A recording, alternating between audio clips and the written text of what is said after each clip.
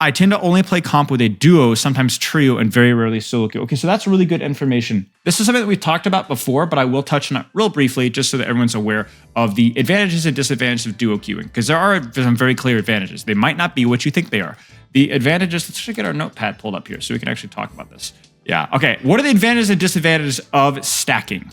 Consistency. Consistency with what? Consistency with teammates? Because yeah, this is a little, let's give ourselves, because that's 100% true. You have more people that, at least in theory, you hope to trust. Consistency of teammates, less likely to throw if you know them. Synergy and comms makes the experience better. Now, you might be thinking, oh, we have the advantage of more communication, more synergy, so therefore we're more likely to win. No, because the enemy team also has that same advantage, because from what we know from the developers' mouths is that they do tend to try to stack stacks versus other stacks. Now, if you think that you're stacking your communication is next level, like you're that much better, maybe, but they have access to the exact same thing. But yeah, it is an advantage, and then it makes the experience better. So if it's more consistent, means it's more fun for you, then that's absolutely a positive. Someone to coordinate with, yep. Synergy and comms, teammates, can be more fun. Social aspect, big plus, right? I know people within my friend group who actually play ranked more in situations they otherwise wouldn't play ranked, because it's like, oh, I'm gonna go play with this. This will be really fun, right? And so they actually spend more time grinding, in a really awesome element of competitive Overwatch, because they're playing with friends. Now it's interesting here that there's a very empty disadvantage list. We'll see if we can fill this one up. Ooh, more likely to get tilted at people not in the group. Right, so that's 100%. So what happens is, because you can put expectations on your teammate or mates, then those just outside that friend group, that on a one trick that's on your team, or that random ball player, seems more like a villain and more likely to get punched, because the contrast between somebody communicate, you enjoy playing with, and the other teammate is huge. Disadvantage equals trolling is stressful, especially when you do want to flame your friends, right? So social tension with friends, teammates, mistakes. So this is not exactly something that you really do in ranked anyway. Like, if you're the type of person that's flaming your teammates for making mistakes in ranked, flaming, it's not the point here is that, it's easier to flame strangers than it is to flame your friends. That's not the takeaway. But mistakes that happen in game, or things that goof, it tends to put some tension between, basically it has potential to put tension on your friend group, not the game. It's not always a bad thing, not always a good thing, just something to be aware of. You gotta be really careful of who you're playing with. Okay, differences in motivations. So this is a big one. Full power Broly says some people want to have fun, other people want to sweat. Absolutely. There'll be situations where you play with people that are just there to chill. My cat is freaking out.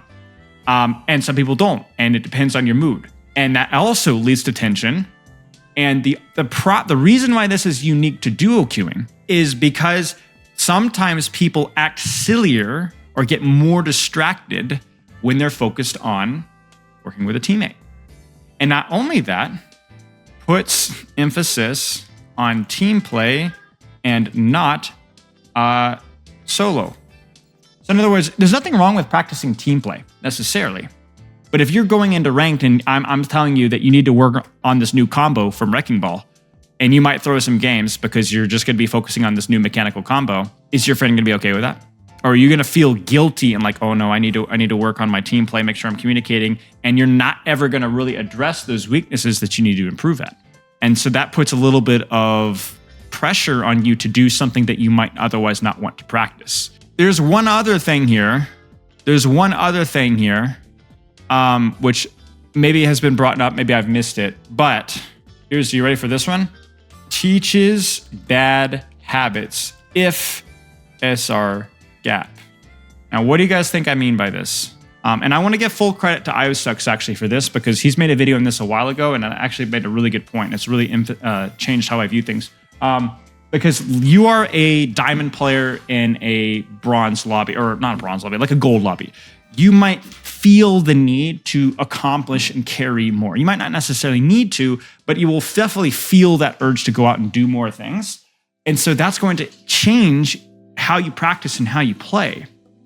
And so you will demand more resources and you'll play more aggressively. And you ego people that have, like, let's say I'm a tracer and I have one blink and no recall. I blink in and I one clip the Zenyatta because he's silver or gold, right? And that's not something I can really do in my rank, right? So I'm egoing people and I'm winning games. I'm getting away with it. Or vice versa. I'm that silver Zenyatta and it feels like I can't even leave spawn. Like Coach Spilo's telling me to take these angles and look for these 1v1s, but these guys are destroying me. Like I just need to like live, and I can't even do anything. Like why? It's terrible advice, right? And so you see what happens is the way that you play the game starts to shift because the overall SR will be balanced, but there will be very extremes. There'll be bad players and good players on both teams, and that can maybe encourage habits that don't really make you better at Overwatch.